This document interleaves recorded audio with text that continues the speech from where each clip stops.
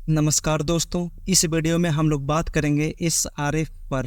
तो previous trading day में SRF में लगभग 3% की गिरावट हुई थी और आज की भी ओपनिंग लगभग 2.5-3% के गिरावट के साथ ही हुई। चूंकि एसआरएफ फ्लोरोकार्बन में मार्केट लीडर कंपनी है और पिछले 2 दिनों में स्टॉक काफी ज्यादा पिट चुका था। इतनी बड़ी गिरावट के बाद स्टॉक में एक डिमांड जनरेट हुई और फिर स्टॉक में बॉटम से 5% की रैली आई। तो चलिए इस वीडियो में हम लोग देखने वाले हैं कंपनी के फंडामेंटल और टेक्निकल और साथ ही साथ लॉन्ग टर्म के लिए कहां पर अपॉर्चुनिटी बन रही है। तो चलिए सबसे पहले हम लोग कंपनी के शेयर होल्डिंग पैटर्न पे आ जाते हैं ताकि पता चल सके कि बड़े बड़े इंस्टीट्यूशन और इन्वेस्टर्स का डायरेक्शन क्या है। तो पिछले 1 सालों से प्रोमोटर की होल्डिंग कांस्टेंट है और एफआईआई थोड़ी सी बुलिश साइड में है और डीआईआई क्वार्टरली बेसिस पे हल्का सा स्टेक कट किए हैं और ओवरऑल कहा जाए तो डीआईआई भी काफ़ी ज़्यादा बुलिश है एसआरएफ पर।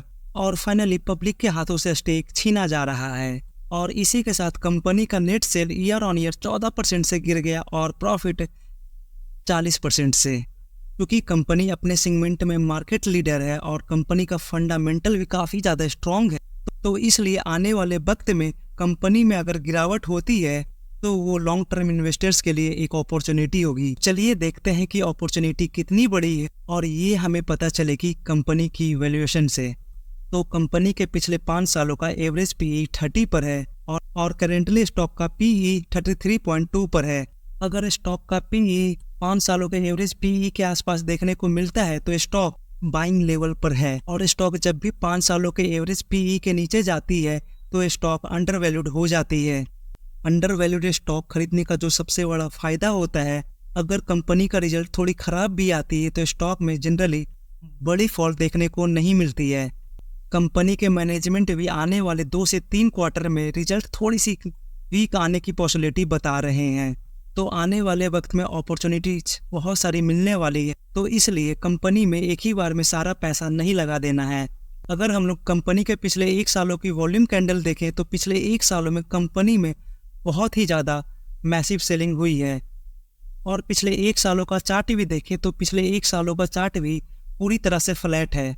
कंपनी का आरएसआई जो कि 34 पर है और कंपनी का एमएफआई जो कि 36 पर है और दोनों ही इंडिकेटर बता रहे कि कंपनी करेंटली फेयर जोन पर ट्रेड कर रहा है।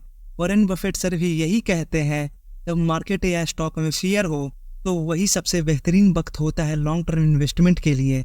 बस शर्त इतनी सी है कि कंपनी फंडामेंटली स्ट्रांग होनी चाहिए और ये कंपनी अपने सेगमेंट में मार्केट लीडर है। कंपनी करेंटली बियरिश जोन में है और कंपनी अपने ट्रेंड लाइन को फॉलो करते हुए नीचे की ओर जा रही थी और कंपनी को अपने पुराने सपोर्ट लेवल पर से थोड़ी सी सपोर्ट मिली और फिर स्टॉक में थोड़ी रिकवरी आ गई। लेकिन फिर भी स्टॉक एक लंबे अरसे से एक रेंज बाउंड में फंसा हुआ है। अगर कंपनी इस रेंज बाउंड को तोड़कर बाहर निकलती है तो कंपनी का सबसे पहला सपोर्ट 1980 रुपये से 2000 रुपये का होने वाला है। और जो सबसे बड़ी बात है, कंपनी अगर इस रेंज बाउंड को तोड़कर बाहर निकलती है तो स्टॉक प्राइस में फ्री फॉल भी देखने को मिल सकता है। तो इसीलिए मैं आज ही वीडियो बनाकर बता रहा हूँ, अगर स्टॉक प्राइस में फ्री फॉल होती है तो वो वक्त पैनिक करने का नहीं होगा। ये गिरावट लॉन्ग टर्म इन्वेस्टर्स के लिए अपॉर्चुनिटी बनकर आएगी। आप लोग अपने रिस्क फैक्टर को देखते हुए इस स्टॉक को स्टडी करो और जाते जाते इस स्टॉक का 5 सालों का रिटर्न देख ले। तो पिछले 5 सालों में कंपनी ने 540% का एक मैसिव मल्टीवैगर रिटर्न ला कर दिया है और करेंटली मल्टीवैगर स्टॉक अपने 52 वीक हाई से 21% डिस्काउंट पर ट्रेड कर रहा है। और इसी के साथ इस वीडियो को एंड करते हैं। Thank you for watching.